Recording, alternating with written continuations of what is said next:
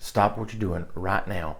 You can take a cheap $8 print canvas from Dollar Store and make it look amazing with a few simple steps. Alright, first you need to go to Dollar General and get you a canvas print like this one. This is a basic little wooden frame canvas with the canvas stretched over it.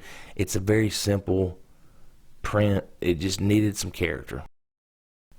Alright, then we're going to take and we're going to cut material for each side.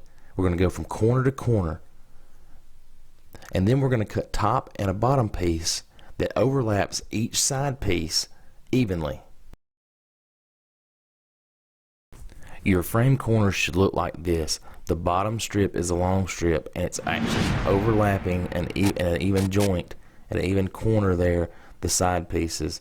The material I decided to use in this particular build is walnut. I had walnut laying around, but you can use pine, any kind of stain grade material. You can stain it to whatever color you want. I just had walnut, and I thought it added a great touch to this one. So here's our bland, boring piece from the dollar store that was just so basic and needed such a big pick-me-up that my wife didn't want to hang it on the wall. She thought it looked like, kind of just needed something to go into this right here. This thing's just amazing.